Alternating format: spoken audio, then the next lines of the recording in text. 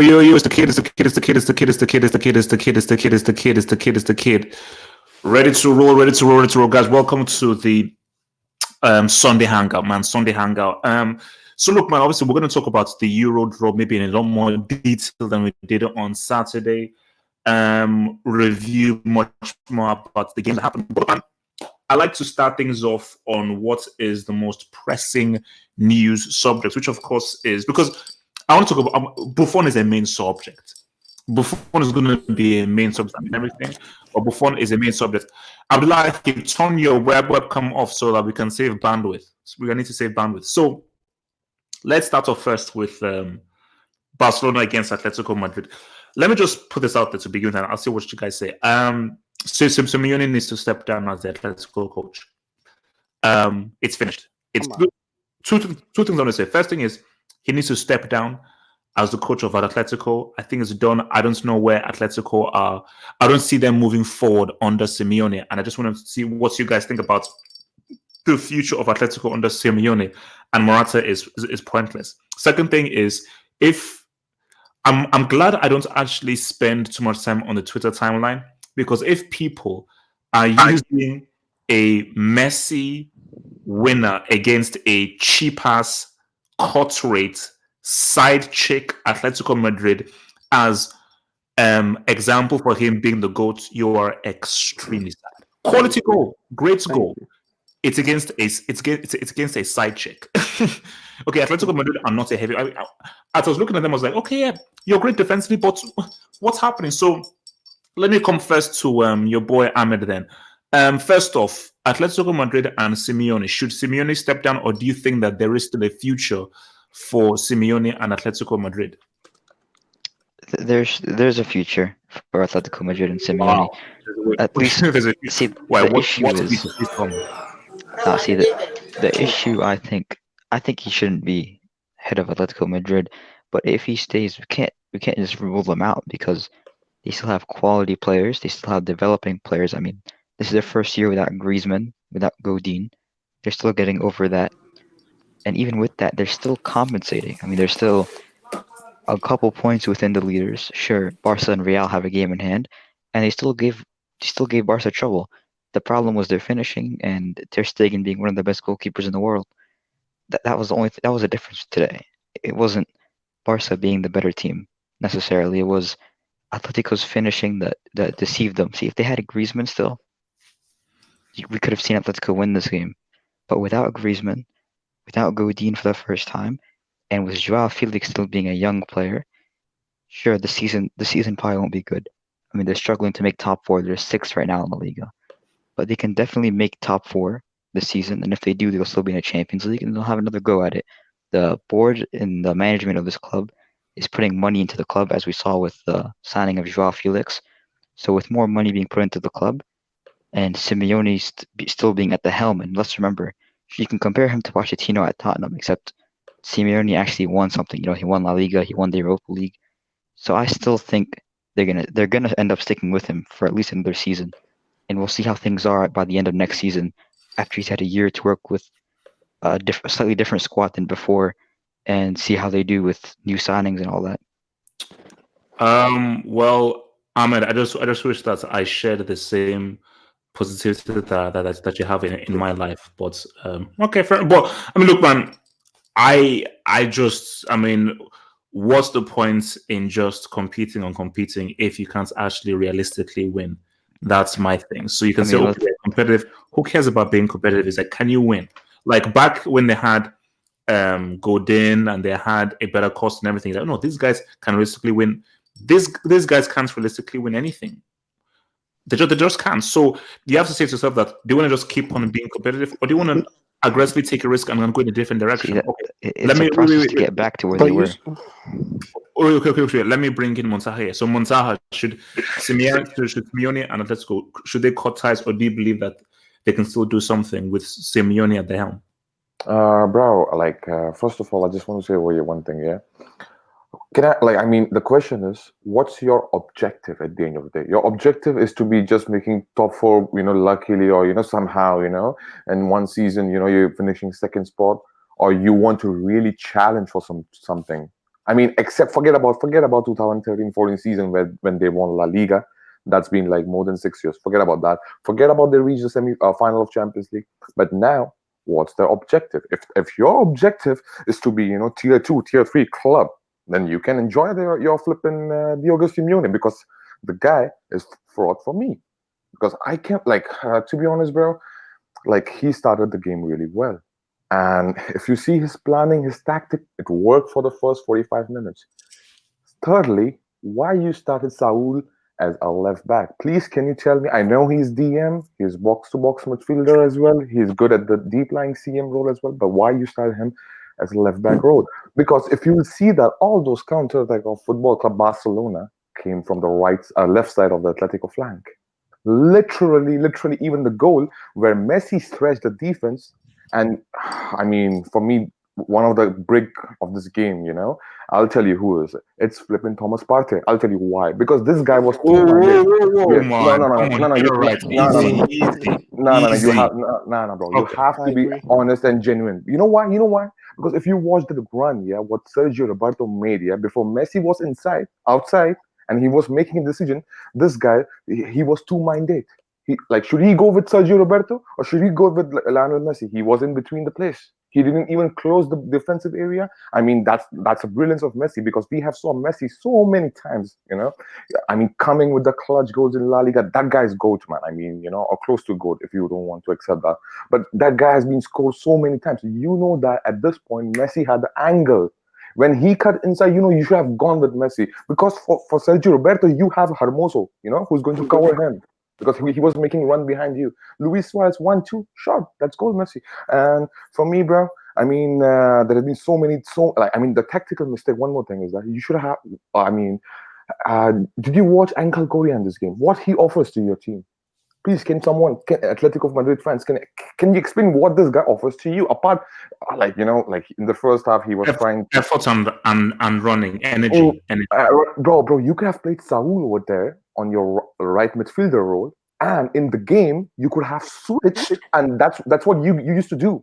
To be honest, you used to do in the Champions League. You used to switch when you don't have a ball, and you should make a 4-3-3 instead of having 4-4-2. You benched Thomas Lemar, which I believe that he's way better than Angel Correa on the ball. He has better attacking potential as well.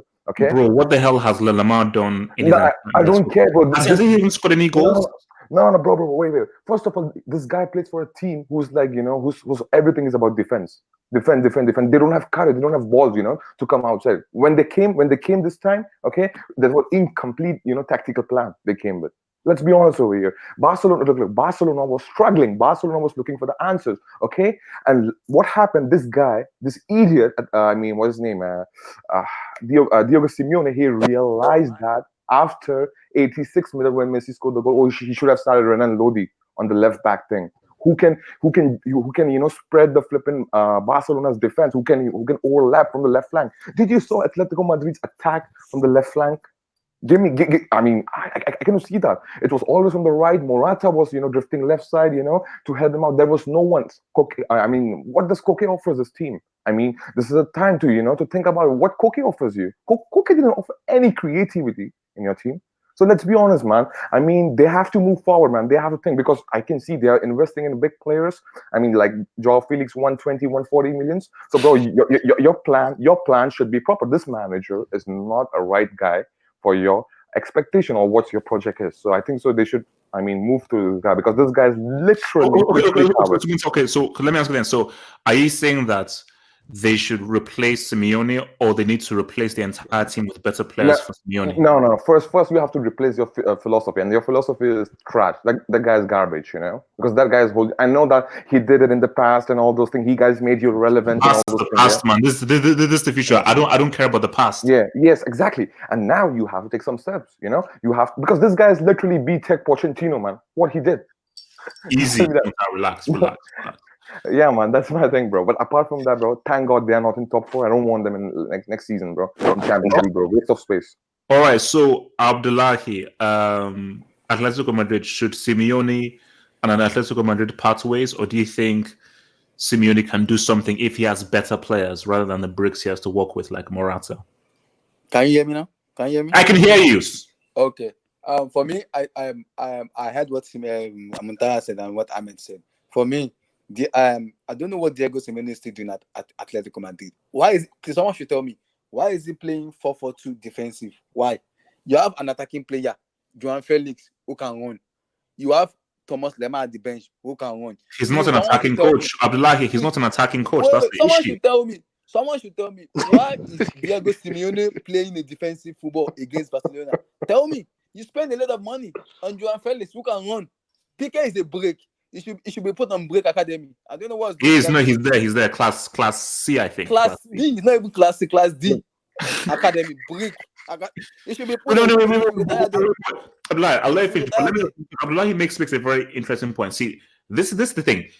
Like, I think there's a saying, like, if you keep doing the same thing, expecting a different result, that's the result of madness. It's not gonna work out. Easier. Let me land. I'm gonna give it to you. So as Abdullahi said, Simeone, you've been playing a dumbass defensive philosophy against Barcelona, and they always flipping beat you. Either to draw or they flipping beat you. Barcelona have issues with. They got beat by Granada. Last year, they got beaten by Leganes. And what do? They counter-attack. They throw men forward. They attack you. Because you know that, man, if they counter-attack these guys and we really go for them when we have the ball, we can really beat that ass. But for Atletico Madrid, I'm like, bro, do you have any attacking plan whatsoever? What the hell? I'm like, continue. Man, I don't know the future of Diego Simeone, because you can't be playing the defense. Should he be sacked? Yes or no? Should he be sacked? For me, I'll give him to the end of the season and see where they go. If they make the top 4, I would say for me, they need to make a way forward. Another coach should be taken. I would prefer Pochettino, because Poch is an attacking coach. For me, Joan Felix 1v1. Joan Felix 1v1 with either Semedo or Sergio Roberto. I'm done. Joan Felix with Brick Academy, Brick Piqué. I am done. That's a red card already. I'm out of the game. Because he has space, he has dribble, he can dribble you. Why are you playing 4-4-2 diamond with the defensive? And second, why is he playing Saul? He still thinks it's 2014. He still thinks it's 2014. Why is he playing Miguel Saul as a left back? You have Lodi at the bench, who is a typical left back. Why is he not playing left back? Why are you playing Saul as a left back? Okay. All right. Okay. Hazem, thoughts on this? Do you think we're being too harsh on Simeone, or he's not with Atletico? Actually, I really do think you guys are being way too harsh on Simeone, because looking at this game, I think, yes, definitely you're right. The mistake was not playing Lodi and putting Saul, yeah. But for me, other than that, I don't think Simeone did anything wrong in that game. And for me, the reason Atletico lost this game was a mixture of, first of all, individual brilliance, second of all, individual mistakes, and third of all, highlighting Atletico's lack of quality players compared to Barcelona. So, I'll explain that. For example, Simeone's tactics in the first half, he was actually pressing quite high, and he wasn't actually that defensive, and was working well. Atletico was better in the first half, definitely. They created the more dangerous chances and so forth. And, Ter Stegen made the best saves of the match, even though Black made a good saves, but Ter Stegen made the best saves of the match. They were unbelievable saves.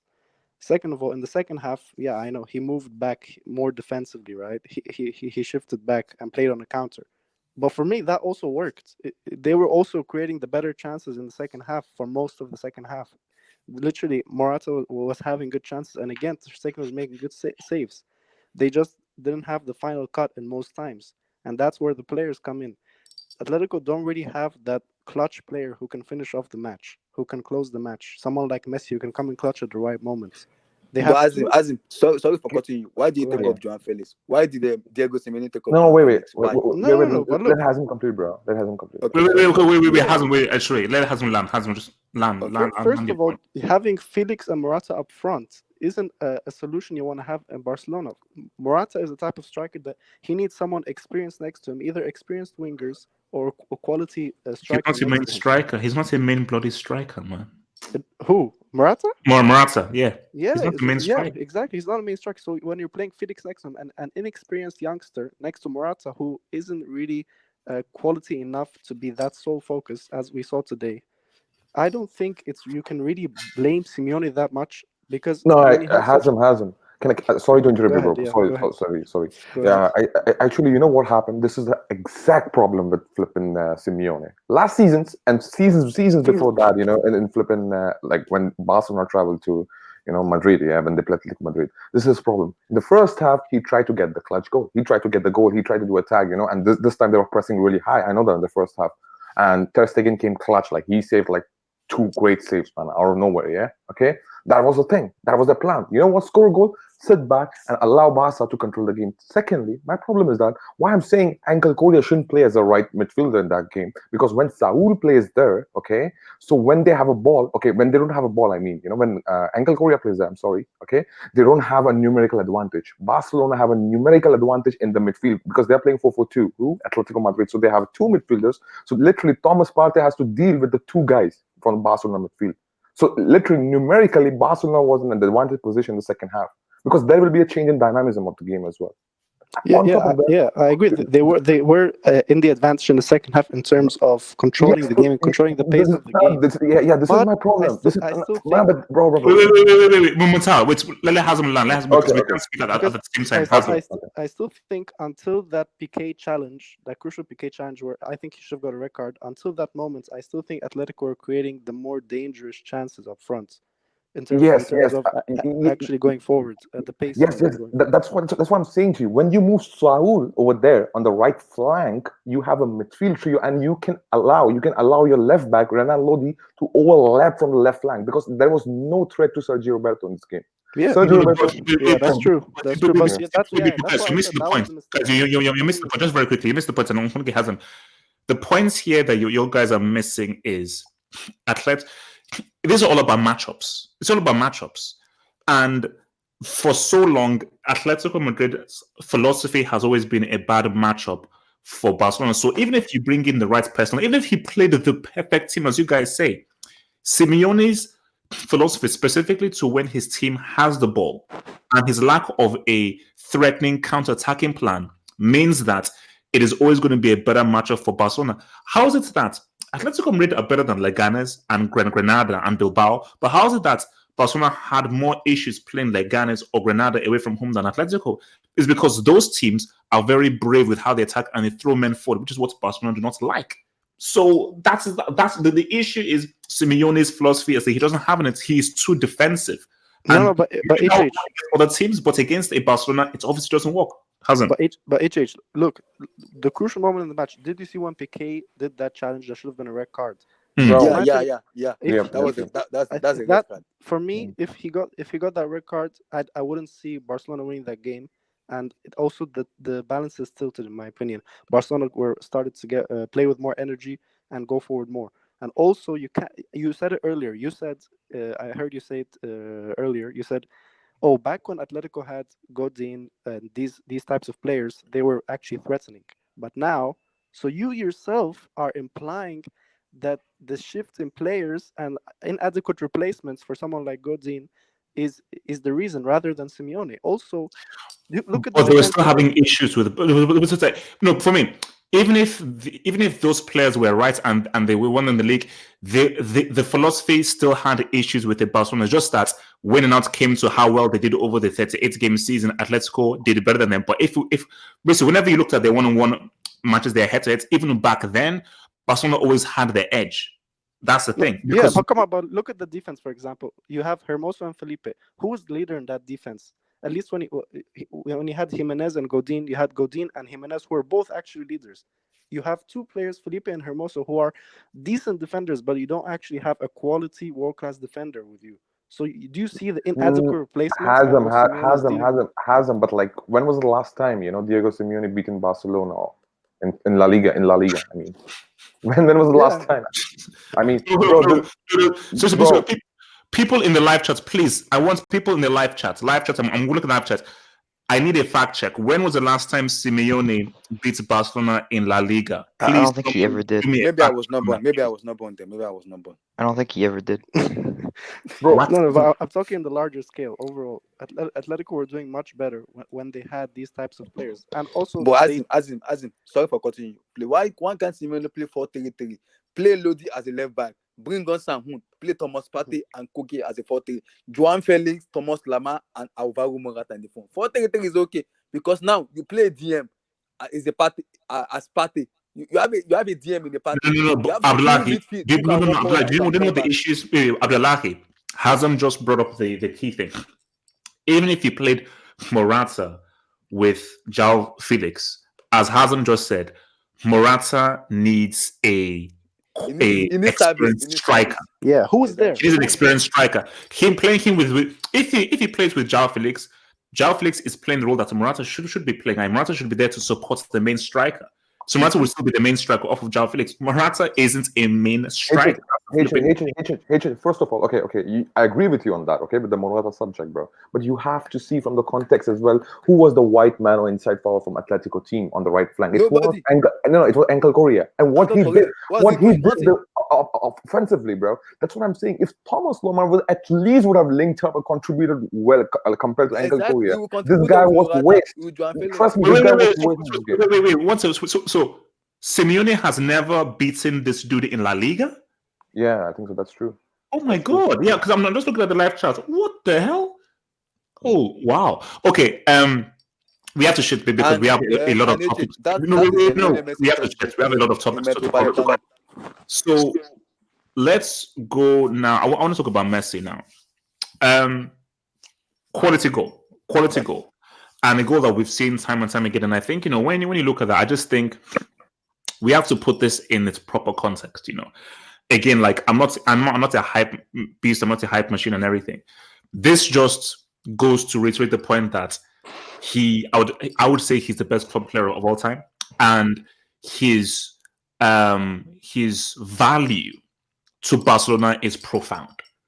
His value to Barcelona is profound. So even if it feels very cheap, it would actually be messed up if, let's say, you were to give the Ballon d'Or to Van Dijk after homeboy just scored a winning goal and it was a difficult game for Barcelona, because it just goes to show that this guy's a one-man army. Nobody else is able to come through the way that he comes through time and time again for this club.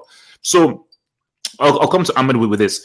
So with that winning goal for Messi, does this increase the narrative of him being one of the greats of all time? Or does it just maintain the narrative that he's the best club football player, but he's still an international flop? See, you say the winning goal is going to strengthen his argument. Didn't Van Dijk score a winning goal for Liverpool yesterday? Against who? Against who? I mean, you were No. Name the team. Against who? Brighton, but you were just No. I'm not sure. Name the team. Who did he score against? Say it again louder. Who? Brighton. Have Brighton ever been in a Champions League final? Have Brighton ever won a Major League title? Just saying. But he's a defender. I mean, that's at a different level. Yeah, look, I'm not saying that. But I mean, you see where I'm coming from is that there are different degrees of difficulty. Liverpool-Brighton isn't a big game. Brighton isn't a tough opponent. Atletico Madrid away from home, that is one of the toughest games any team will play. Atletico Madrid away from home is one of the toughest games you will play in Europe. Facts. That's for sure. But I don't see that one goal being, just going to change things. I think Messi was already going to win the Ballon d'Or, and you can't really argue and say he doesn't deserve it. You can say Van Dijk deserves it, but I wouldn't complain about Messi winning it. Either one, Messi or Van Dijk winning it would be fine to see. They both deserved it. They both had great individual seasons. Although for Messi, things didn't quite work out with the... No. But just stay on point. I mean, the question specifically is, with this goal, does it amplify him being one of the greats of all time, or does it just still maintain the fact that he is the greatest club football player of all time? Or we need to give him more credit as just being the GOAT? He was already one of the greatest of all time. I mean, sure, this goal strengthens it. It's another great performance. It's another great goal. The key moment in a major catalog of many moments for Messi. So we don't really need this goal to show us that he's one of the greatest players of all time. But he is. Shame he can't do it for Argentina, though. Muntaha, this goal, does it amplify his arguments as one of the greats, or it maintains the argument that he's a club football great rather than an overall great? Bro, to be honest, bro, like, come on, man, you have to put respect to this guy. Even I don't care. I do. Why do people think that? No. Hatred. He's a club legend. He's the best club football player of all time. Bro, and he's literally in the argument of GOAT. If anyone says he's GOAT, like I won't mind with that because that's like because they have a case, they have a point, bro. My thing is, their case is BS. If you're saying he's the GOAT, what have you done for Argentina? What economy have you had for Argentina? Bro, to be honest, bro, like let's be honest over here, man. Messi performed really good for Argentina as well in 14, even in 15 Copa America. At some point, you know, you like the blame is for everyone, not just for one player. At the end of the day, I know that Ronaldo, R9 did in 2002, bro. But like you have to see the wide spectrum, and if you see wide spectrum, Messi, like he has stats with him, he has ability with him, he has eye test with him. So what's wrong in when you say or someone says like he's good? So I don't see anything wrong in that personally. And bro, even before this goal, bro, he has done so many times in the La Liga. I mean, you know, against Atletico, against Real Madrid, against against Sevilla, away, scoring, you know, winning goal or like, you know, the last minute crucial goal. I think that this guy has like done so many things. So this goal doesn't change anything, bro. I think so. But very quickly, just to your point before I forget it. My goat scored one of the most iconic goals in the UEFA Cup final to help Inter Milan win the UEFA Cup. And my GOAT scored 2 goals for Brazil in the World Cup final. That's what you call a GOAT. But carry on. No, bro, but like for me, bro, Leonard, when you talk about the World Cup and Champions League, because you're literally hatred, bro. You're bringing the flipping argument of World Cup versus Champions League. If that's the case, if World Cup is the most difficult competition, I mean, okay, and Champions League is the most easiest competition. Last season, Barcelona should have won the Champions League. And on top of that, don't forget that World Cup is a 70. I know the narrative. Oh, it's every 4 years and all those things. Trust me, hatred. The competition, the level of quality, and the teams you face, and the top world-class managers with the greatest tactics, bro, you face in Champions League, not in World Cup. But in response to your point, it evens itself out. You play top teams and top managers, you have a top team and a top manager. Messi, you were in arguably the greatest club football side of all time. That's Barcelona side with Xavi. Bro, let's if you go there, bro, let's talk about this current season, bro. If Messi wouldn't play that, Barcelona would be not even top 4, you know. I know Ter Stegen is a really great player. I mean, I'm not denying his contribution. To be honest, for me, he was better than Messi, and for me personally, he was man of the match because he literally, you know, pull out some 2 crazy saves, you know. Okay, so he literally saved Barcelona as on the back line. But what I'm saying to you is that if you see from the current Barcelona, bro, there's like, I know that, but you have to give this credit. Without them, they don't work. They crumble. They don't have structure. They don't have backbone. Messi's flipping everything. Come on, name me a player who does everything, man. Everything. No, I've always given that. As far what it does with regards to assists, creativity, dribbling, and goal scoring, it's insane. It's insane, 100%. Yeah, so hatred, bro. I believe that there's a you know, I mean, flaws in your argument with the R9 is good. Look, like it's your opinion, it's my opinion. Everybody's entitled to their opinion, but I believe that Messi should be in the GOAT contenders or GOAT argument easily. Oh no! And again, that is the beauty of this debate. If we all agreed, it would be boring. And I think I will say it all to the very end is that I just don't believe he can be in the GOAT arguments because of his poor Argentinian performances. But if you're talking about club football, nobody is touching this dude with regards to what this guy has done in the club. You know, like what he's done, he's still doing is insane. Abdullahi, so Messi, has this goal amplified his status as the GOAT, or it still remains the same? Double H, we don't even need to debate. He's already the GOAT already. He's already the GOAT. Oh God! He's already the GOAT. Why? Great. Okay. I will give you a scenario of Messi. We need to forget about being international flop and anything. Messi has done a lot for Argentina. He has done a lot for Argentina. They keep bottling.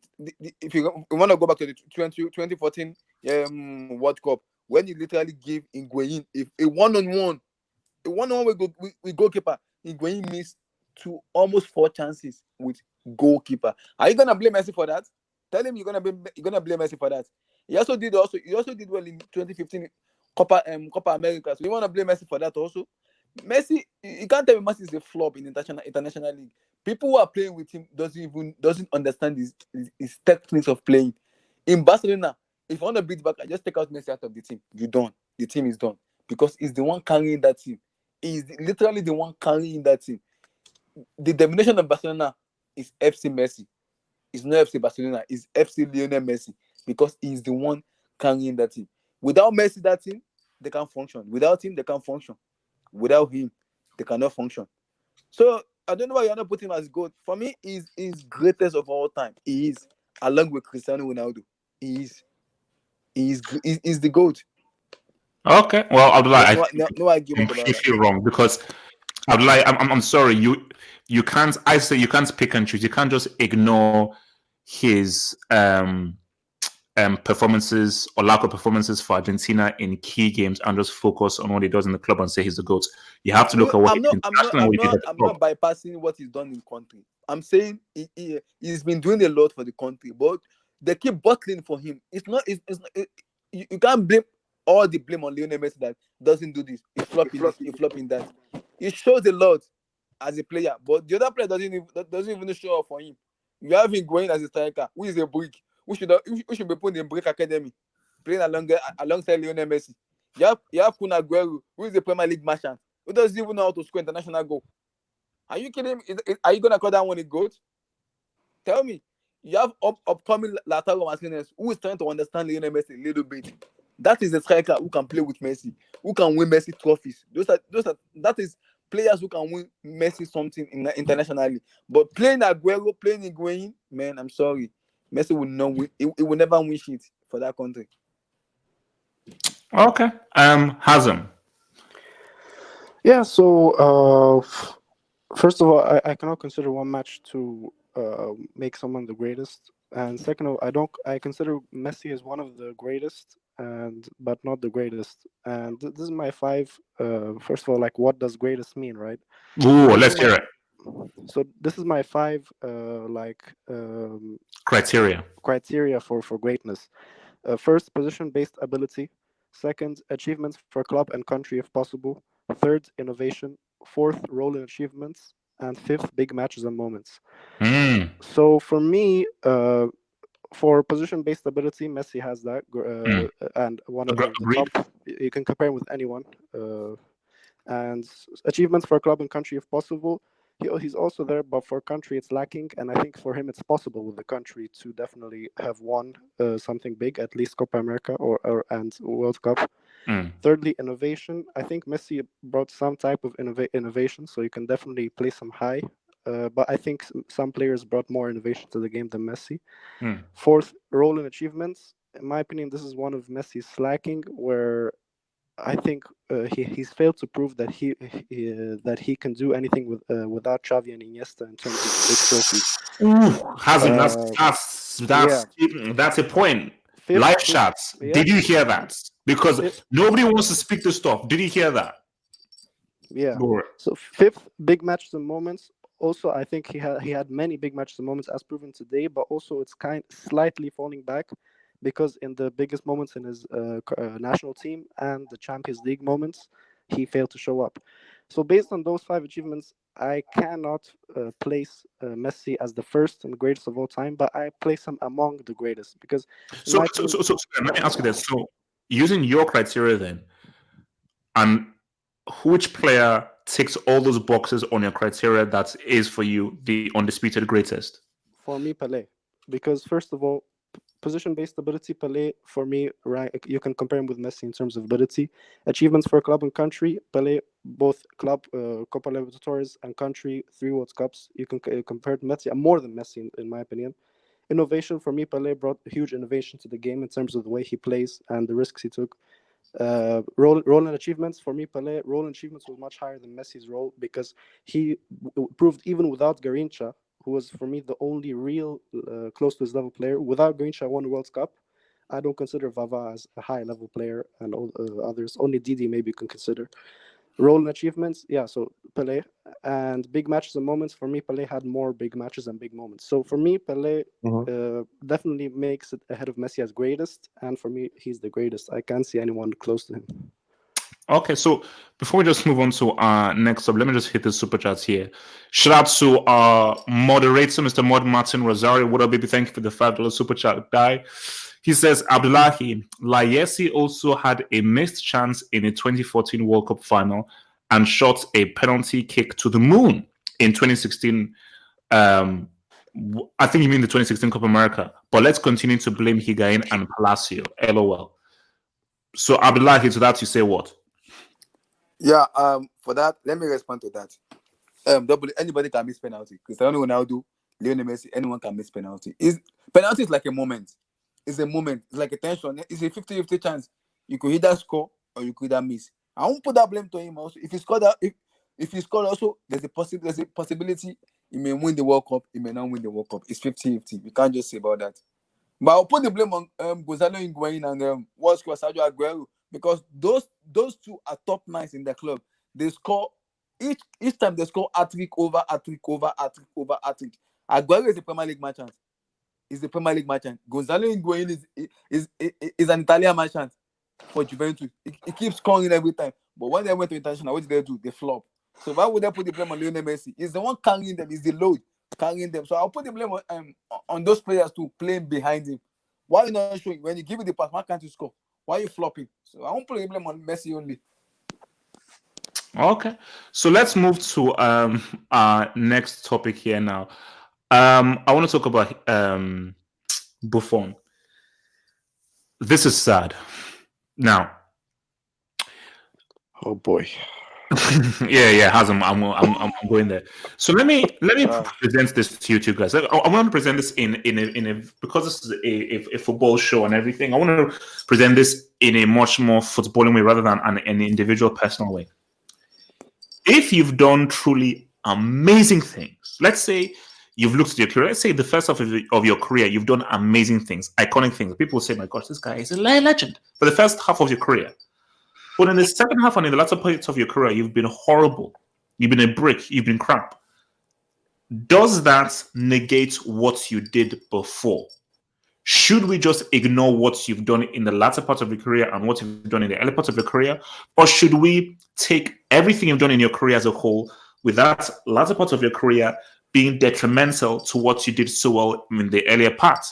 So with regards to Gianluigi Buffon, at a point, maybe if Buffon retired in 2006, 2007, maybe, people would say, yeah, this is one of the greatest goalkeepers of all time.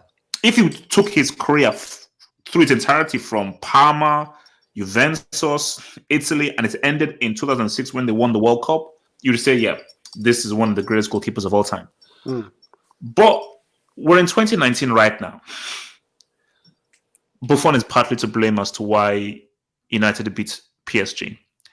And in this game today, first of all, I don't know why Szczesny wasn't started. I have no idea why. In this game today, it was like watching a guy from a retirement home trying to play. It looked really nasty. I'm like, it's almost as if, what the hell is this guy doing on the pitch? So let me go first with Ahmed with this. First thing is first, do you think Buffon should retire now? That's the first thing. Second thing is Buffon harming his legacy with his crap recent performances, or is his legacy still intact? We should just ignore his bad performances right now. Ahmed. I think that if I was him, I would have retired. I know he wants the UCL. That's the one thing he's missing. But I don't think he's gonna get it. He's not gonna get it at Juve. He didn't get it at PSG. And in terms of legacy-wise, the thing is, let's say he retires at the end of the season, in 5-6 years, when we're talking about legendary goalkeepers' careers and their highlights, when we're talking about Manuel Neuer, when we're talking about Iker Casillas and Oblak and all these, people are gonna remember peak Buffon. I mean, in terms of legacy, people are gonna still talk about a player at his best. You know what I mean? We're gonna talk about the 06, 09, 010. I mean, not 2010. And in fact, even in 2017, he was a strong goalkeeper in the UCL. I mean, remember, Juve conceded 2 goals until the final. So Buffon is a legend. I mean, sure, right now he's not performing at his best, and he should retire. I strongly think he should retire. It's not going to harm his legacy, because when we talk about a legacy, we're going to talk about a player at his highest point.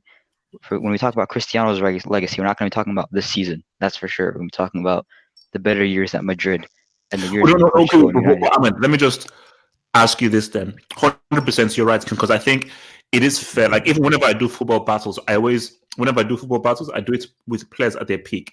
But there is a difference though. There's one thing where, okay, during the latter parts of your career, you're not as good, but you're decent, but you're not as good as you once were. But there's another thing when you're crap. There's a difference between being crap and there's a difference just, you're on the natural. Perfect example, Modric. Modric isn't crap. He's just, decent, but just not as good as he once was. That is what you so if Modric was to retire right now, you'll say, oh no, this is great, because we never saw Modric being like a total useless brick. It's just that he's just naturally declining in further time. But the difference is with Buffon, he's looking really bad. So you're saying that even if he looks really bad, it doesn't harm his legacy? I mean, if he retires at the end of the season, I don't think it'll do much harm. If he continues playing, another season or two, and he's continuing to just be a brick in general, that's really going to affect that will start affecting his legacy and how people remember him. But I mean, let's remember he's a goalkeeper. When goalkeepers start to decline and making mistakes, it's obviously more apparent because mistakes lead to goals. So if I was him, I would retire at the end of the season. I would have already retired. I wouldn't have gone to PSG. I would have retired before going to PSG. All right, Muntaha, thoughts on this whole Buffon thing? Brother, I watched the Buffon in his prime, prime days where this guy used to be, literally alien in goalpost, man. Amazing. Yes, he's not telling me people, because I remember when he was at Parma with Chiesa, Crespo, Lilian Thuram, Sensi. The dude was insane. Insane. True. And bro, we have seen his best, and now we are seeing his worst. Bro, what happened with Arsene Wenger? Arsene Wenger was was a good manager. Let's be honest. His football was great. Everything was going good for him. After 2006, this guy's declined. I mean, Arsene Wenger was gone. And now people forget about good works he did, what was his contribution to Premier League, how he changed the English football and all those things, yeah? Okay? People forget about that. People not know that Arsene Wenger is crap, right?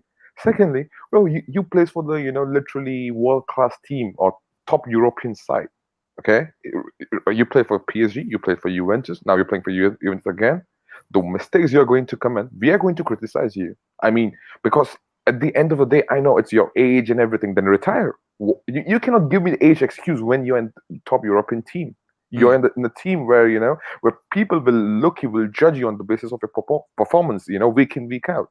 I mean, that's if you okay, in a sense, oh, you shouldn't criticize Buffon, he did that, he did this. But at the end of the day, what you're doing now, because for me, football is always present. I know history is there and all those things. Okay, that thing matters a lot. But football is about present. What you do in present that decide your flipping, your status, in the football. And this guy has been, bottling every time, in big games. What happens against PSG? We know that against Man United.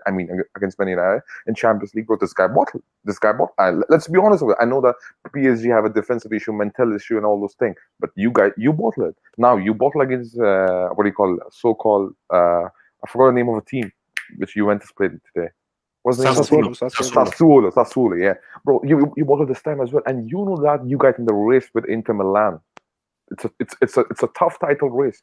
So you know what? I think so. You have to blame him, and I don't care about what you did and all those things. This guy was finished in 2017 Champions League final, and I think so. After that, this guy should have taken retirement. That was his last thing. I think so. He's now stretching it. I think so. This guy will. I mean, in a sense, it will harm his legacy as a player, as a legend. Yes, it will. So I think he should retire from football as soon as possible. All right. Abdullahi Buffon, what should your boy Buffon do? Abdullahi, should he retire now? Is this harming his legacy, or is his legacy intact? Abdullahi. And for me, I think by the end of the season, Buffon should retire. Man, because we've seen the good side of Buffon and the bad side of Buffon. When he was in Parma, from Parma to Juventus to PSG, now back to Juventus, man. I can't be watching Buffon performing crap every time. Please, what's Wojciech Szczesny doing on bench? What's he doing on bench? What's Sarri doing? Sarri is smoking a lot. He needs to stop smoking. He needs to stop smoking. He's smoking too much. Way too. I'm serious. He's smoking way too much. No, he's not smoking. He has something in his mouth to stop him from smoking, I think. How can you have Chesney on the bench and you're playing Buffon ahead of Chesney? Exactly. What is No, that's going on? Sorry, I've been supporting him on everything. That is, Buffon shouldn't even sniff the squad. He shouldn't even sniff the flipping building. Damn. How? Why? I don't know. Do you know what? The other thing that annoys me, I hate this whole sentimentality crap. Oh, he's a legend. Yes. No. If you're If good it's enough, not good, it's not good. If you're not good It's enough, not good. get the hell Put him out. on bench. Let him rot on bench. Let him rot on bench. Let him keep watching. How we No, go?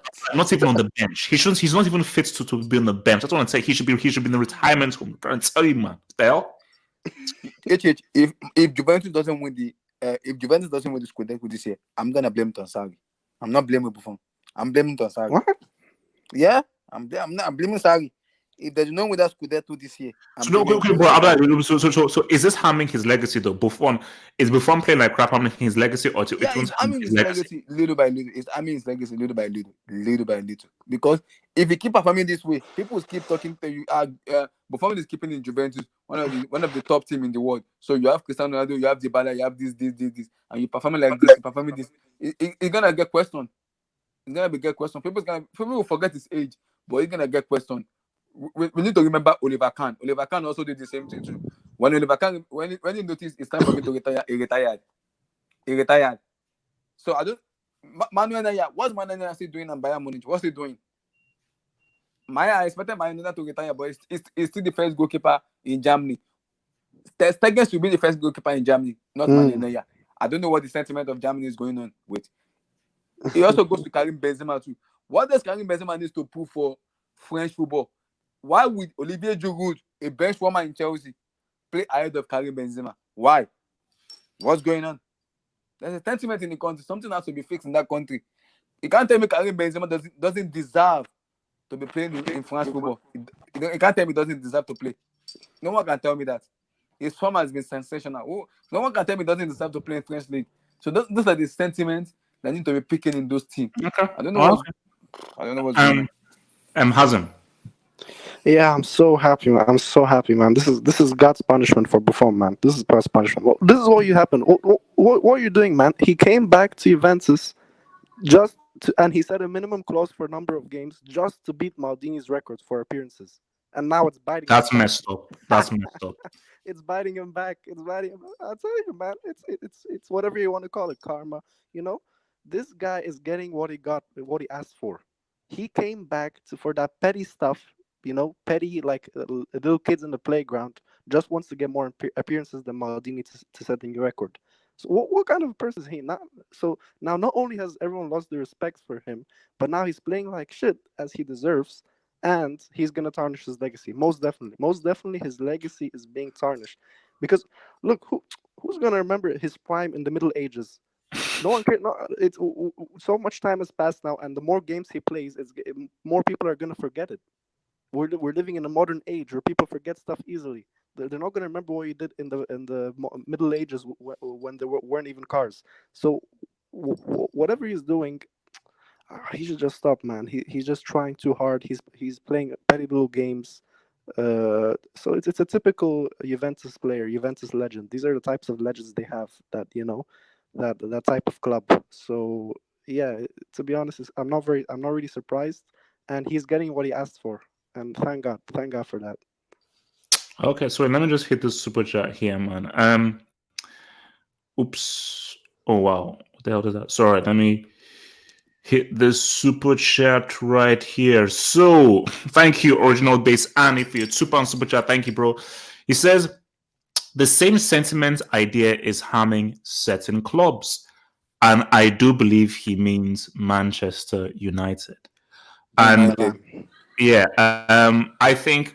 Thank you for the super chat there, Budget Gamer. You just put a super chat in. Thank you, bro. Budget Gamer. Man United is like, see, sentiment is something that should never ever be in top level for football. It should never be in top level football. Like in top level football, this is the highest of the highest of the high. It should only be about a meritocracy, only the best of the best of the best. And I think that it is embarrassing that first off, you have someone like a Gianluigi Buffon, who you're holding a whole club hostage. What the hell were you doing on that pitch? Like, what the hell were you doing on that pitch? You're crap. You're crap. And for Manchester United, I'm sorry, Mo Wada, man. Shout out to my Patreon supporter, Mo Wada. I'm sorry for United. Solskjaer should have been sacked weeks ago. And I think the reason why he's not been sacked is they don't want to make the painful, harsh decision. Ole Gunnar Solskjaer, you're out of your depth. You're only in this job because of the legend you are for Manchester United. But you are incapable and don't have the tools or the experience or the skill sets to get the best out of this team. And that's it. It's as simple as that. So for my eyes, you have to pull the trigger. Now, moving on to the next thing before we go into the Euro 2020 draw. Now, people will call me a hater and everything, so I'm not going to give my view on this. I'm just going to ask the question. I watched Cristiano Ronaldo's performance today against Sassuolo, and it's a very simple question here. Is Cristiano Ronaldo finished? Ahmed. Bro, I mean, here's the thing with this guy, bro. You say he's finished, he pops up in UCL quarterfinal hat trick or something. I'm not gonna say 100%. I'm not saying that he's gonna improve. I'm not saying his best is past, that's for sure. But I'm not gonna go out and just say that he's finished. But again, his peak is already passed. He's not improving anytime soon. Okay, but you still believe that he can be decisive in a Champions League quarter? Of course, bro. This is Cristiano Ronaldo that we're talking about. For now, as long as he's playing, he can be decisive. Muntaha. Mr. Muntaha, it's Cristiano. Yeah, bro. What was it? It's about Cristiano Ronaldo thing, yeah? Bro, I think so. First of all, he did a mistake by joining Juventus, and the mistake is, I'll tell you, he should have gone to different. He should have stayed at Real Madrid. Yes. He should have finished his career, because look, again, this season we are creating so many chances. I mean, this was the perfect opportunity for him, to finish his career, stay more 2 years or a year, or might be go to ML or something like that, because that would have ended in the perfect fashion for you. But you, like, at the end of the day, I mean, it's your decision, your life, your wish. You chose Juventus. Now you have to prove. Now you have to prove who doesn't have that midfield quality. Now you have to play. You have to dribble. Now you have to take a shot. You have to play winger at times, wide. Like, on top of that, you have manager like Sarri. I believe that this guy, what Hazem said last week, and I just watched the game today, and Hazem was right over there, because Sarri will sacrifice any player for his system. There's two differences over here. Allegri, I know that he didn't get the best out of Cristiano Ronaldo, but he did. He tried to get something out of Cristiano Ronaldo last season, okay? But Sarri is not that kind of manager. He will sacrifice player for the system because he wants his system to work. And Ronaldo, at the age of 24, you're not that kind of player. You're not the same one at the time of Manchester United, where you can play a wide player, winger, or as well cut inside and all those things. It's not going to happen now. So I think so. I mean, I'll give him this season, last season, bro. Juventus. If he does something in Champions League, and I mean in some of the league goals, because I guess he scores 5 goals or 4 goals in league, which is disaster. I mean, bro, like that's like 4 goals in Champions League. I mean, in flipping Italy, I know it's tactically difficult league to score, but look, Ciro Immobile and all these guys. Like, come on, let's be honest for you. Chiro is on 17 Gs apparently. 17 Gs. Oh my goodness, bro! I think so. This is the last time, where I'll assess him on the basis of his performance. Let's see, because right now he's nowhere near. Wait! No, he has more than 4 Gs this season. Does he have 4 Gs or more than 4 Gs? In Serie A, I think it's 4 Gs. I think so in Serie A, and in Champions League, I guess he scored 1 goal, something like that. Correct me if I'm wrong. I mean, that's rubbish, man. Like, you literally, you want a challenge now. Go to Juventus now. See what's happening with you, because you were in the comfort zone in Madrid. At the end of the day, you were in really comfort zone. I know you used to be clutch and all those things. So I think so, man. That's a karma, man. As for the Madrid fan, look, I love Ronaldo, but the way he left, I mean, that was like for us, I think so. It's like, but then, like, didn't Perez push him out though? I think Perez pushed him out. No. Perez didn't push him out. Perez, because he was looking for a contract extension, and he won higher salary than Lionel Messi, okay, which is close to 60-70 million euros a year, including taxes. So if you see the Paris plans, Paris said, why need to give you contracts for 4 more years and invest, another 250 or 200 million euros on you? Because I can buy a new player. Because he can see the project. So he could have, been a kind of team leader, could have calmed down himself and could have continued with Real Madrid, finish his contract with Real Madrid and move on to MLS. But no. So I think so. This, I'll give him last chance, and I don't think so. He's right now even top 10 players in the world football. So let's move on. Okay, so basically, before I go to Abdullahi, let me just hit some of these super chats here quickly. Abdi Hassan, thank you for the £2 super chat, bro. HH, we will win the league and our 7th UCL, inshallah. I believe this is a Liverpool fan. Inshallah, yes. So basically, my thing is that I still believe that City will win the league. HH, I test your. Let me land. I believe that they will. I still believe that Man City will win the league, but it's looking unlikely. If Liverpool screw this up, if Leicester City win this league, I think I'm done with football analysis for at least a year. And bro, Liverpool win the Champions League, they're actually my pick. I think they will defend their title because I don't think there's any other arguments for any other team to win it ahead of Liverpool. So yeah, don't be surprised, Double H, if Salzburg's big game and told them to do Europa League. Don't be surprised, bro. Don't if go there. Salzburg, Double H, if Salzburg are not doing nothing. Salzburg are doing nothing. Like no, 2-0, they are going to Europa League. Come to Europa League. No, you're smoking crack. Okay, let me just hit this other super chat. So from Gatlock, 5 super chat. Thank you, bro. If Buffon's career was a movie title, early career, this can be a legend. 2000 to 2013, this is a legend. Post Alaba, this was a legend. Now, is this a legend? Yeah, look, and that's the thing, because my thing about it is Gatlock is people's memory is what have you done for me lately? That's why I kept using the example of Modric. Is if you look at Modric now, you can be like, okay, he's not great, but okay, he's not crap. But okay, yeah, he's all right. If you're looking at a guy who's garbage, Buffon is garbage now. Like literally, shoots the ball at him, he's gonna fumble. So if you're looking at a guy right now who is garbage, it's Alzheimer's. You don't even want to think about he basically. If a 5-year-old looked at Buffon now and you say, yo, this guy used to be a legend, the 5-year-old would be like, no. And even if you showed the 5-year-old YouTube video of Buffon at Parma events, they'll say, oh, that's a clone. Because that's not the same useless crap brick I'm looking at here. So for Gatlock, yeah, it's like, when you look at it now, it's like, is this a legend? Is this even a football player? That's my thing. Abdullahi, Cristiano, is he finished? Yes or no? Is this a grown man? My answer is 2. The first one I'm gonna say, Cristiano living Real Madrid, he wants a challenge. I understand he wants a challenge, but I'll prefer him going to PSG and put something in PSG rather than going to Juventus. Because if he goes to PSG and he wins the Champions League in PSG, then he has a say over Lionel Messi, over anybody. He has a say. He can come out and boast it. I'm better than Messi 200%. No one is gonna argue. But going to Juventus and playing in Italian League is very tough. Very, very tough. And Juventus, they went to Champions League twice and they bottled twice. We can't forget that. Now you have Cristiano Ronaldo who has won it 6 times with Real Madrid. You have a potential winner.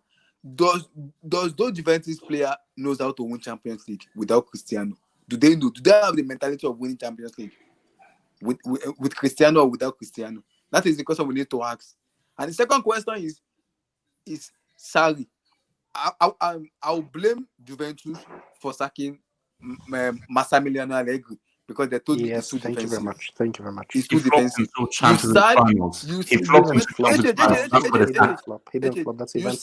You sack Allegri because he's a defensive coach, and you brought a brick academy into Juventus, and you're telling me to play possession football. Sarri went to Chelsea. Sarri went to Pep Guardiola. He beat him 6-0. He beat him 6-0. It's still hurting me right now. Chelsea, he beat me 6-0. First 30 minutes. First 30 minutes, 5-0 down. in Oh my Etihad, days. I get No, pissed no, off. no, no, no, no. Abdullah, Sarri broke my give heart him, last give him a season. season. Okay, Abdullah, what if he wins the Champions League this season? What if he wins the Juventus, Champions League this season? No. Juve That's impossible. can even snitch quarterfinals with Sarri in the Okay, we will see. at the We manager. will see. We will see. No worries, we'll wait and see. I just want to ask you something, yeah. Yeah, If go you for it. compare, if you compare the career of Sarri with Allegri, yeah, what Sarri has done before winning Europa League with Chelsea, what he has Nothing. done in his career, Nothing. did he win anything Oh, in his Muntar. career? No. Muntar, let me respond. Sarri Muntar, let me respond. Muntar, let me read because see, I like this now. What did Allegri really do? No, let's be real right now. Allegri, you took over from Conte, who already won multiple Serie A titles. So you just did what Conte would have kept on doing. Oh, No, because no, you no. reached the final. No. You coach AC That Milan. makes you much more You coach AC successful. Milan. You lost Coach both AC Milan. finals. You lost finals. Can I respond to that, bro? Please. Okay. The thing is, what okay, but Antonio Conte, yeah, he was coaching. Where was did anyone used to fear Juventus in Champions League when Conte used to manage them? No. Look, Conte gave them what do you call a foundation. I believe that. Okay, Mm. but apart from that, you have to see the contribution Allegri in that Juventus team. The way he bought the players. I know some of the board members helped him, to buy Dybala and all these guys, in his prime days. I mean, but Allegri did something great with this Juventus team. Look at the 2015 team compared to Barcelona. How can they overcome to the Barcelona team? Yep. It's impossible. Same with the 17 thing. And bro, like for me, bro, this guy has reinforced the defense of Juventus with Chiellini, Bonucci, and Barzagli, and he was like literally reached the final twice with a 37, 36-year-old defender Barzagli. I mean, how many times we have to give him tactical, credit to this guy, because this guy is tactically way more sound than flipping Sarri. Sarri is a philosophical merchant and all those things. If he's System merchant. Yes, and if his philosophy or system works, everything will go, Sarri will be this and this. But not if anything is not going in his favor. What's your plan? What's your plan B? What's your plan C? Please, because Allegri offers you that, because Sarri cannot offer you that. That's my problem with Sarri. Yeah, one more thing. Please, let me back up what Muntaha said. No, wait. I'll say, I'm sorry. I'll say the same thing with Guardiola of Manchester City. He has no plan B. 4-3-3. He has no. That's why if he spent billions of trillions, he will never win the Champions League with Man City. He will never ever win it at all. He will never win that Champions League with Man City. He won't. If you keep spending money, spend millions, spend trillions, he won't win that Champions League because he has no plan B. This is my philosophy. I'll stick with it. You can't be playing one philosophy every season, and you expect other managers not to know how to beat you. Other managers will know how to beat you because they know you have no plan B. 4-3-3. That's it. When you play 4-3-3, just take out Kevin De Bruyne, Raheem Sterling out of the team of Manchester City. You don't. Let me just add about Allegri, because your argument is quite weak, to be honest. Because to say that he reached the two Champions League finals but he lost is not really an representative of what he achieved with the team. Because first of all, if the finals that he lost were purely his fault and his wrong tactics, then you may have some kind of argument, but you still have to give him the credit for reaching the final. Second of all, you look at the final, for example. His tactical plan against Real Madrid was very, very good. In the first half, they played a very even game. What happened in the dressing room at halftime? Yeah, exactly. It was Bonucci and Dani Alves. Allegri had no influence over that situation. It was an extremely heated situation, and it got out of hand. It was something in the dressing room that went on. It wasn't a tactical mistake or something that Allegri did to change the game. The team just broke down. And Allegri came into the game with you're supposed to be leader of men. You're supposed to control your players and control the dressing room against high pressure situations, specifically at the final. But there are situations where you can't control it. These are huge stakes. The Champions League final, and the emotions are so heated, and you don't know what was going on in that dressing room. So, Allegri, the most important thing for the coach is to have a decisive tactical plan, and he had a very good tactical plan. And even Yes, Madrid fans can tell you, first half, yes, Juventus were yes. playing very, very good football, creating some good Great chances. football, creating every. Bro, on top No, of that, Musa, don't say that. Sisi Musa, you're saying that because you beat that ass in that final. Okay, no, that's bro. But you have No, to see it from the from the perspective of the players as well. There's been quality level, and on top of that, in that season, Sarri stopped prime Emerson. I mean, like one of the best Emerson in their what we call prime days. Yeah, 180 minutes, 0 goals against Emerson. They conceded. That's achievement, bro. You have to give it. Can Sarri do it? I don't think so. Even with this team, by adding some more players, can he contain Barcelona? Emerson? No. Can he, bro? Bro, Hajj, with your yeah, straight face, can you tell me that this team can beat so big giants of Europe? I mean, like sort of PSG or some or No, Liverpool. that's no. This team No cannot beat these PSG. guys. But They with should come and play Allegri, Chelsea. no, no, They should come and play with Chelsea. Allegri, no, with Play Allegri Chelsea. and his tactical mindset, you will give Allegri a chance. Okay, he can beat, Barcelona. He did it with Barcelona. He can beat Liverpool. He can beat, PSG. This is a difference. But one more thing I just want to end up over here. Yeah, didn't Kepa rejected Sarri in the in the football field, in the FA Cup Yeah, he final? did Correct it. me if Yeah, I'm he wrong. did. He Yeah, did it. yeah, Yeah. bro, this guy doesn't have personality in dressing room. Let's be honest over here. Sarri doesn't know how to control, how to demand from demand from the players. He don't know how to get the best out of the players. He just care about his system. That's why Allegri makes him more superior. Allegri is like kind of manager. He will mold the particular tactics or particular game as per the current plan. He won't just adaptable. keep on implementing his policy. This guy is so flexible. This guy is like tactician, way better tactician than Sarri. Let's be okay. honest with you. All right. So let me just hit some of these super chats here before we roll through. So from the Lonely God 199, thoughts on Turkey in Group A? They could top it. We are about to get into our Euros discussion right now, and I think Turkey are going to definitely be one of the underdogs based on how they tested France's jaw. I think Turkey could surprise a lot of people. So I think Turkey are going to have a pretty decent Euros, and I think there's another super chat here. Bear with me, bear with me. What was the new comments model? Okay, let me just hit this other super chat. And then we're gonna head over to our Euros draw. So from original base Annie, thank you for your £5 super chat, bro. Imagine Sarri doesn't win Syria with his squad. Me and Red said Conte could break the cycle. Lukaku on track for 20 Gs and Lautaro almost there. Look, Not this season. what Lukaku and Lautaro are doing is amazing. It's absolutely iconic. And if Conte does it, his stock will rise. He won't. So I wouldn't even say, oh man, because sorry, no. If Conte in his first season dethrones Juventus and wins with the Inter Milan with a team that pretty much forged, I think that would be an amazing achievement. I just don't think it's going to happen. I think if season is a long way to go. Yes, they're 1 point ahead. Yes, they're looking good. It's a long way to go. Inter have to now play Juve again, and 1 point is nothing. They fold again. So long way to There go. will be Juventus at the 20. There will be Juventus that's 20. You'll see. We'll be there. Everybody will be there. There will be Juventus that's 20. No. Okay, look, man. Let's talk Euros, man. Let's talk Euros. So the Euro draw was made. We talked a little bit about it on the Saturday Hangout, but here with the Sunday regulars to give it through. So let's just go through it. So Group A, Italy, Switzerland, Turkey, Wales. For me, I think that's pretty much. I think that's Italy and Turkey. I think that's Italy and Turkey, and I think maybe Wales can get that third, although Switzerland will top. But I'm saying Italy to top it, Turkey to come second. I mean, maybe even Turkey to come first. But I think Italy and Turkey very easily to come 1 and 2. So, Ahmed, that's group Italy, Switzerland, Turkey, Wales. Who comes first, second?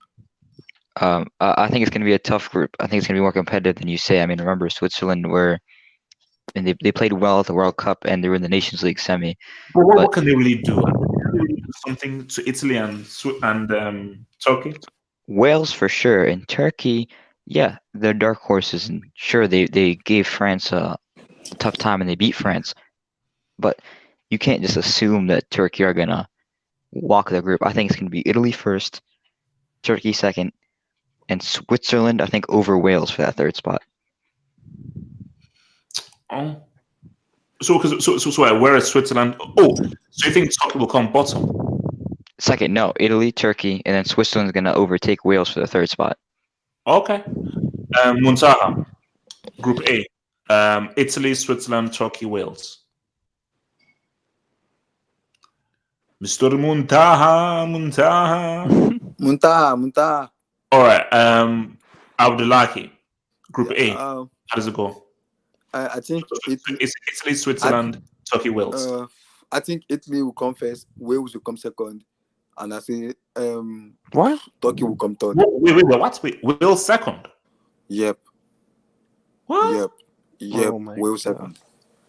Wales is good. We're underrating Wales. Wales are very good team. A very, very good team. We're underrating them. Better than, So I'll put them second. than Turkey, who beat France? Yeah. I'm gonna go because it's a difficult group. It's like Turkey are underdog they're like black horse in that group. But I was still gonna choose Wales ahead of them. I'll choose Wales ahead of them. I'll go with Wales. Okay. Hazem. Yeah, so this for me, this group is the second hardest group Hazem. after Group F. It's for me. Oh my Hello? God. Can you hear me? Yeah, I can hear you. Yeah, for me, this group is the second hardest group after Group F. Because all I can't four hear you. teams are good. Wales is a good, strong team. Switzerland always strong. Turkey very strong, and Italy on hot form. So I think, to be honest, I agree with HH. It will be very close between Turkey and Italy. It will be very close for that top spot. And Turkey showed they can compete with France, and I think they can definitely compete with Italy. So I think Italy is going to come first, Turkey second, Switzerland third, and Wales fourth. Not because Wales are bad, but it's just a really tough group for them. Okay. Your HG can say something. Yeah, sorry, okay, Musa, go for it. Yeah, bro. You know what? I think so. Italy is going to finish first. Sensi, man. This guy Verratti. I mean, that team looks Immobile. Ciro Immobile as well. So I think- Immobile for the national team has not been good at all. yeah, but like maybe, the current maybe- form is good, man. So I think he deserves in the team. So yeah, I think Italy will make first, and I believe that second, it's going to be Switzerland, and third will be Turkey. Wales are not making it, man. I don't think so. Wales are making it. Yeah. Out, so yeah, I think Okay. so. This is the Group A standings for me. All right. So Group B: Belgium, Russia, Denmark, Finland. For me, you know what? I'm going to go out on a limb here. I say Belgium, Finland. What? Timu Pukki. Denmark, I don't really trust Denmark too much. And Russia on home soil would be great. Russia not on home soil is a different proposition. But I'm not going to say Belgium. I'm going to say Finland to come in second. But Russia on home soil. I'm gonna say Belgium top the group. 9 points most likely. Yep. And then behind them, Denmark. It's gonna be Denmark to get second, and then I don't see any other team being able to get the third spot. So you're sleeping on your boy Timu Pukki. I don't see him performing well. I know he scored today against Arsenal, but Arsenal's one thing, Belgium, Denmark is another. All right. Munzaha, how do you see this group going?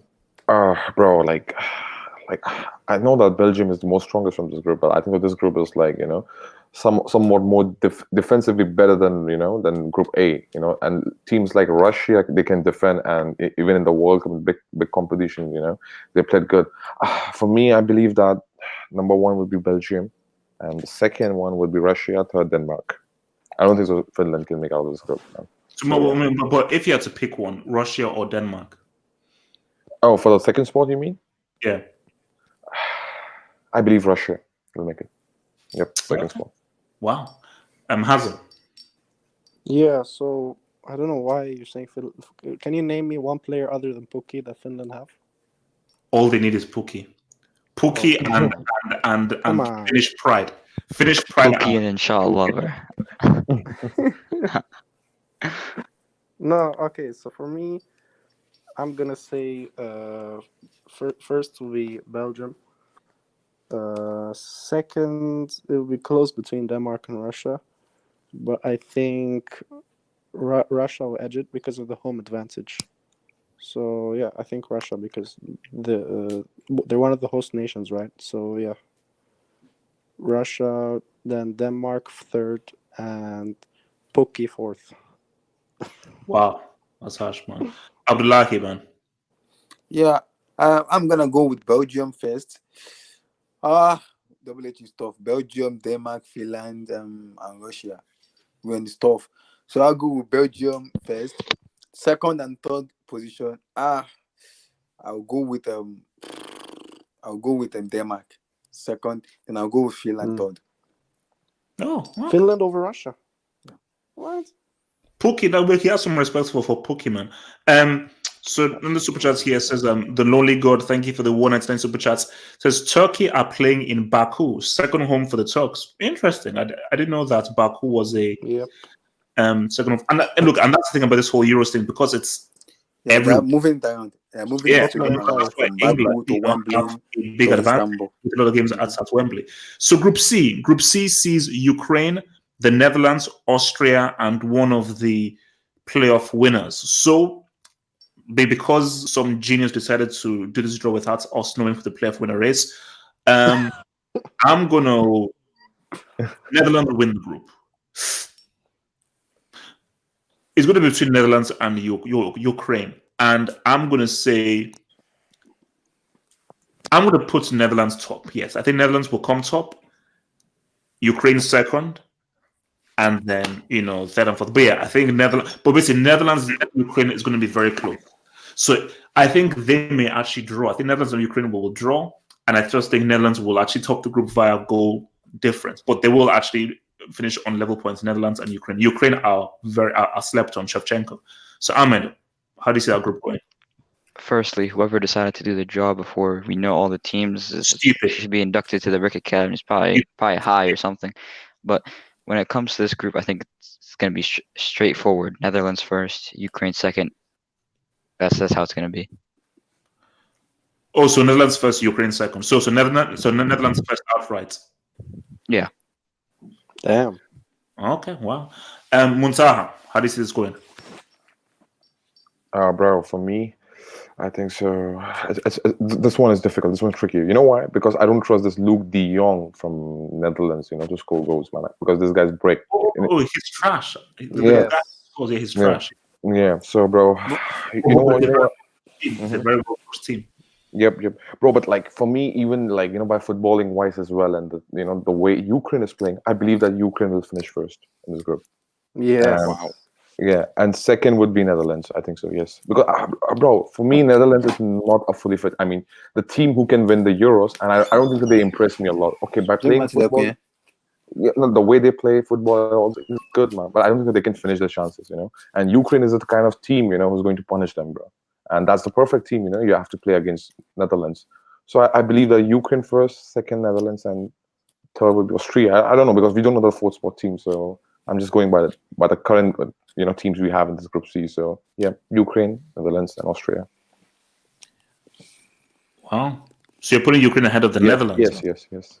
Wow. Hazem?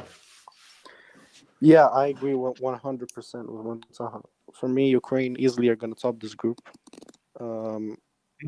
Netherlands just not good enough for me.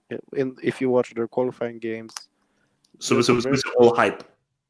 Yeah, it's very much hype for me, and especially if the idiot coach keeps on starting the Ligt, then you're committing suicide. So the amount of mistakes he made in qualifications, and he's gonna keep on making mistakes. He made mistake again today against Sassuolo.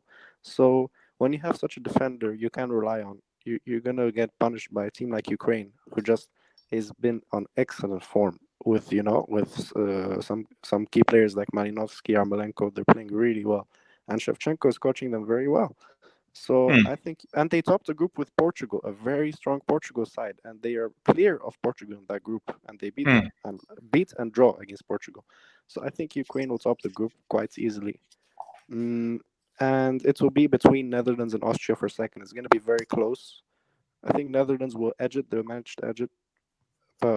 Austria will come third, and for the playoff teams, I'm just gonna put the team that I think is going to qualify from the playoffs. So from those four, I think Kosovo is the best.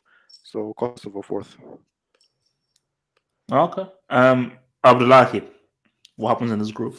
I think we're sleeping on Ukraine. Ukraine is a very good. Do you remember Ukraine beat Portugal? Do you know that the defending champion? Yep. They beat Portugal. Yeah, I know. They beat Portugal. So we're sleeping on Ukraine. Man, I'm gonna go Ukraine first, Netherlands second, because Ukraine is the perfect team that can play that Netherlands team. That is the team that can play Netherlands. Attack, defend. That is the team that can play Netherlands. And also Ukraine also play slightly like clock formation again, game pressing formation. So I think it's a perfect fit for Ukraine, a perfect fit for Netherlands to play them. Perfect fit for them. So I'll go Ukraine first, Netherlands second, and Austria third. Okay, nice one. So let me just hit the super chats here. So Alex One, thank you for your $2 super chat. Says Pookie the Pokemon equals goats. Finland winning the Euros. Bro, you're sleeping on Finland. Timo Pukki. Come on, man. No. Guys, when Timo Pukki becomes top scorer, I want their apologies in full. Who's It's possible. Well, so let's head over to Group D. Group D. Now, you've got England, Croatia, Czech Republic. So this is a replay of the World Cup semi-final with Croatia, and this is also a replay of Czech Republic who England faced in the qualifying group as well. Croatia aren't what they used to be. Mandzukic has retired. Modric isn't really the best as he once was, and I just think that the golden generation which they're picking 2018. Czech Republic, they'll feel the corner of the hey man, we beat England in the group stages, but I feel playoffs is qualifying is very different from the actual thing. I see England maybe not getting maximum points, but I think they may probably draw with Croatia, and then they'll pretty much win it again. So I think England should top this group pretty comfortably. I think whoever comes through the playoff stage, I don't think they'll be as good or quality to cause them issues. I think England to top the group, and I'm going to say Czech Republic to come in second. I think Czech Republic will come in second. Czech Republic in second, man. So Ahmed, how do you see this going? What? Oh my god. I think Croatia is going to top the group over England.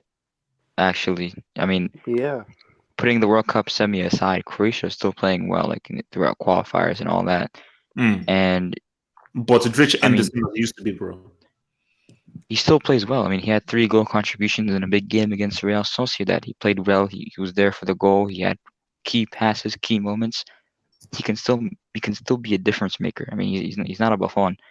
See, so what I'm saying with Croatia, I think they're going to top the group, and I think England shouldn't be their goal to peak in the group stage, and I don't think they're going to peak in the group stage. So I think England will be second, Czech Republic third, but I don't see Czech Republic being able to get enough points to be one of the best third place teams. So you see Croatia winning the group? Yeah. Oh wow. Okay. Munsa, what about you? How do you see this group going? Bro, like, to be honest, I want England to finish first. Okay, let's be honest. But like, what who's the midfielders of England? Let's be honest and look at the quality of Croatia. Bro, look at the quality of Croatian midfielders. Henderson, man, Winks and Henderson. Bro, come on. Show some respect. Henderson is the Champions League winner. Henderson is a Champions League winner. Show some respect. Give me a break. bro, let's be honest with you, bro. Look, I love England. I want them to finish top of the group, but you have to be realistic. We have to be objective. We cannot be subjective. And I don't know it's coming home or not. So it's not coming home. I think the first will be Croatia finish first, because look at them. If they have Brozovic, Kovacic is doing good. Modric can give you something. Then even Rakitic is there. So I think their midfield is like stacked. Even though they're not at the best, but like they can put this for the last time. And I believe that this is the last season for Modric and Real Madrid, and I believe in the top leagues, and top football. So I believe that Croatia will finish first. They have Rabic, firing power. They have flipping. Perisic can make difference as well. We have seen so many times. This guy's made difference.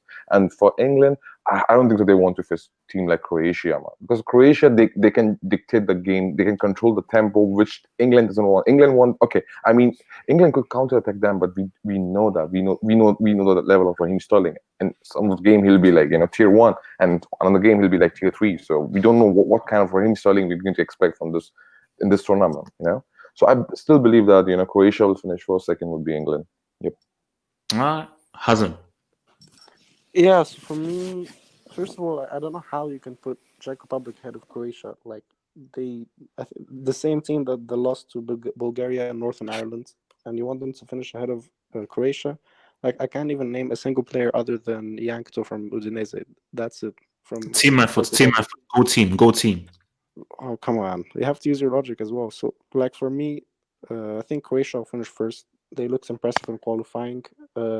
Still, Modric is playing well for Croatia, and Brozovic, who was playing very well for Inter, also is looking like the new center of the team for Croatia. So I think Croatia will finish first. I'm never gonna buy into this England hype where every time the tournament starts, everyone thinks automatically that England are one of the favorites, and then they just flop. So. Oh no! See, just to correct myself, I don't believe England have earned the right to be favorites, but I do think that this could be the beginning of a new, more exciting era for England. Those clowns, Gerrard, Lampard, and Beckham, those guys were just trash.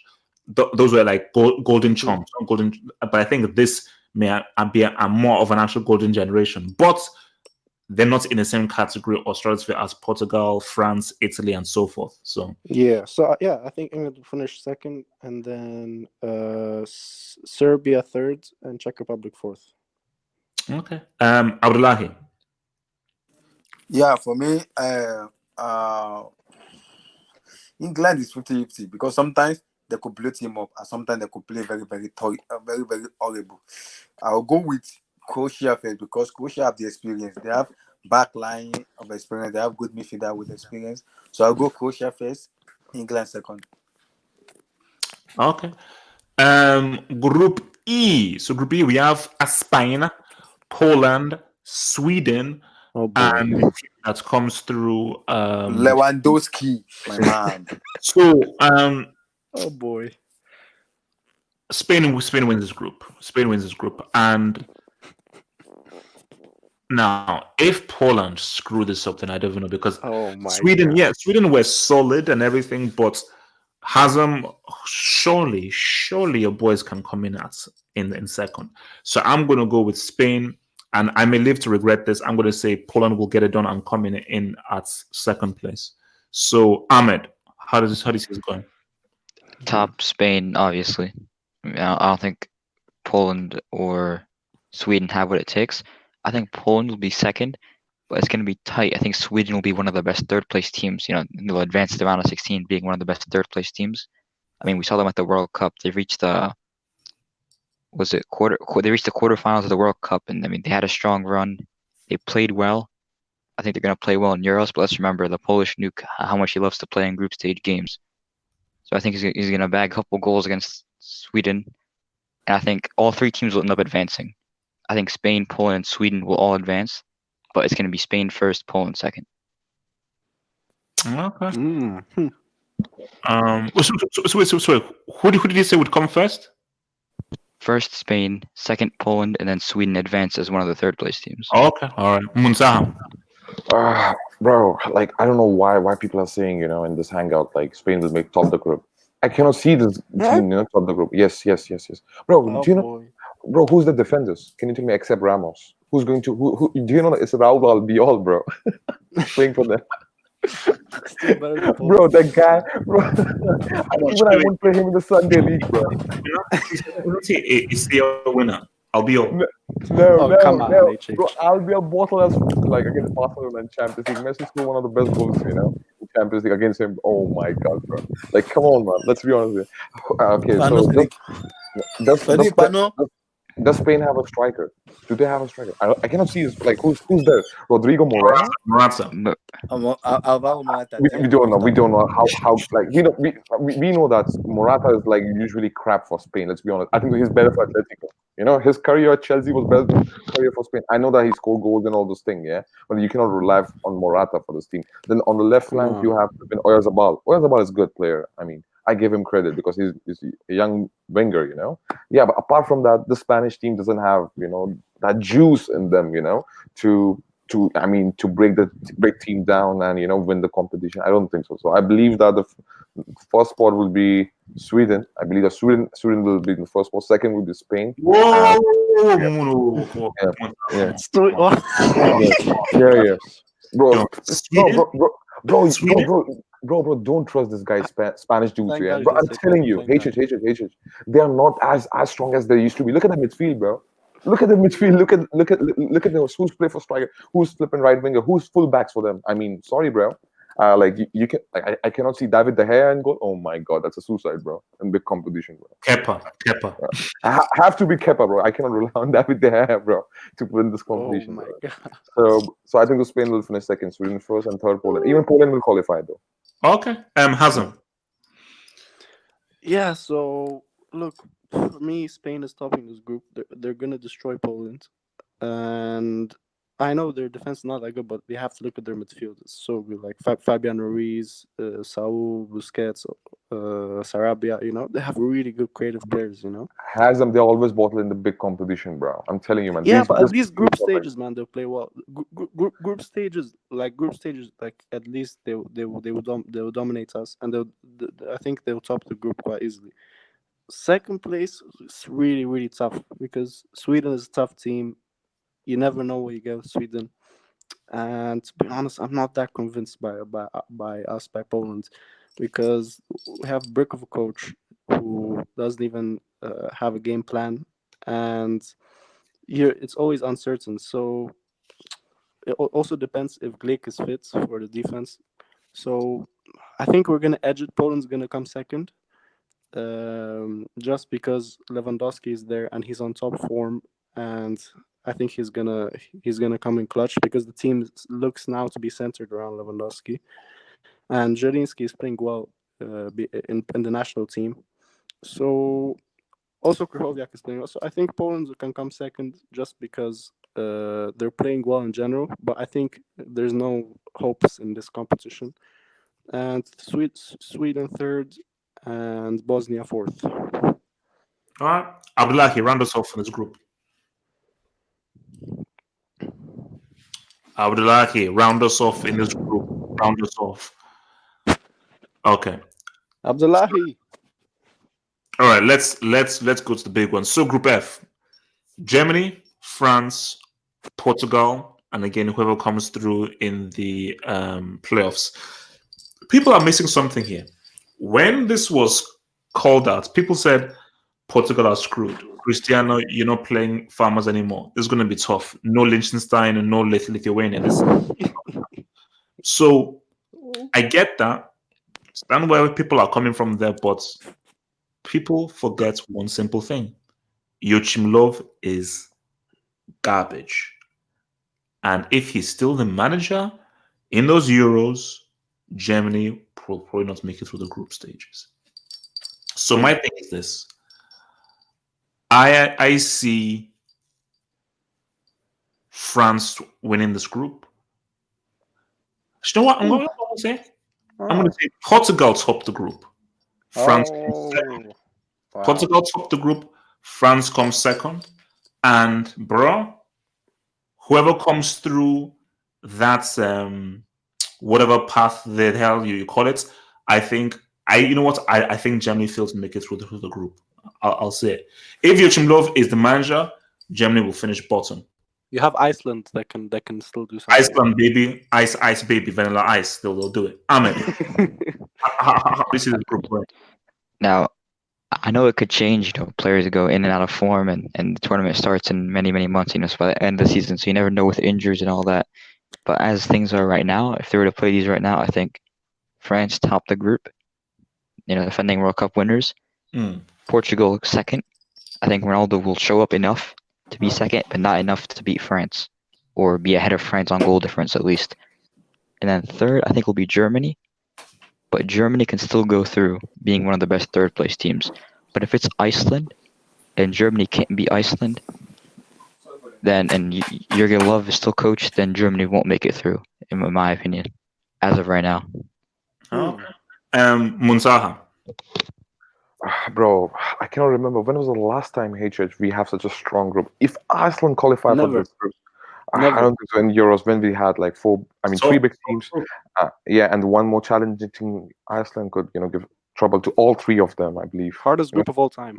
Yeah, yes, and you know what? They can give tough time to Germany because if you see Germany, bro, I mean, I cannot see them, breaking down or scoring goals or coming clutch against a team who sit deep, who'll defend, who knows how to suffer in the game. Because Portugal knows how to suffer in the game. Even France knows how to suffer in the game.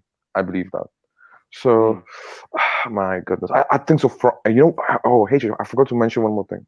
Just imagine the first pot team, from this group. If any team who win this group, it's going to be so easy for them because they will go in the right side of the pool. Correct me if I'm wrong. And till semi-final, they're not going to face the rest of the three teams or two teams, from the group from this group. So in a sense, if Portugal qualifies for the first spot, they're not going to face France and Germany in round of 16 or in quarterfinals. Yeah.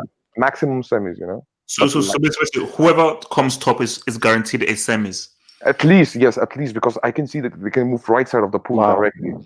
And, bro, that will be so good, man, to watch, man, I believe. So, bro, Deschamps, sorry, man, I cannot trust this guy. You know what? I have to give Portugal, man. Sorry, man, this guy's fraud, bro. I'm sorry, man, just kick him out, bro. He's not calling, big name players, man. He's not calling Martial.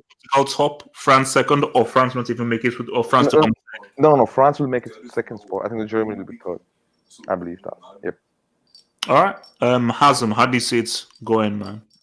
Yeah, for me, I can't put Portugal top because they can't even top the group. They can't even come close to Ukraine. So how do you expect them to come top ahead of the world champions, 2 world champions? Like, come on. For me, it'll be France first. In theory, this is the hardest group one of the hardest groups of all time. But I think in practice, it's actually quite an easy group for France.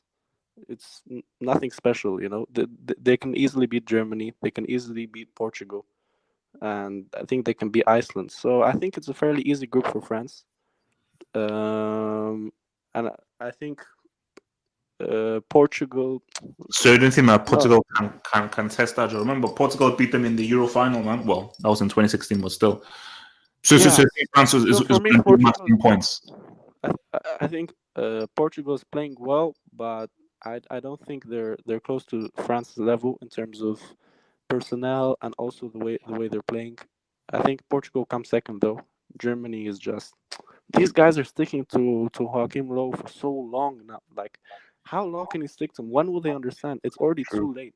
And yes, they're gonna flop this tournament again, and hopefully finally they understand. But it's already too late.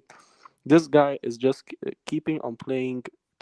For example, Neuer instead of Ter Stegen, and like he sacked 3 veteran players, so now he just has a young team that doesn't know how to do anything, and his tactics are just not working anymore.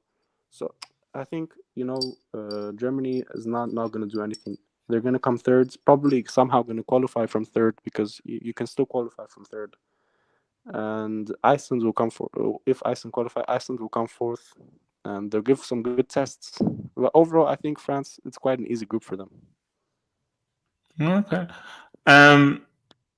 Actually, let me just hit the super chat here before we round off. So Gatlock, thank you for the £2 super chat. It says that you're all forgetting most Group F games are in Munich. But Gatlock, if a brick is a brick is a brick is a brick, even if Joachim Löw plays in Angela Merkel's living room, they are still crap because of Joachim Löw. The guy's a garbage manager, and I think Germany are crazy that they're still keeping this dude as manager. So that's the thing. So look, guys, man. I think we're all done here. It's good. Peace out. Remember, guys. So next Saturday is the open Hangout, open for everybody, and we'll be back here on Sunday. So, guys, peace out. Stay true. Stay black. And remember to subscribe. Peace. Peace. Peace out. Peace.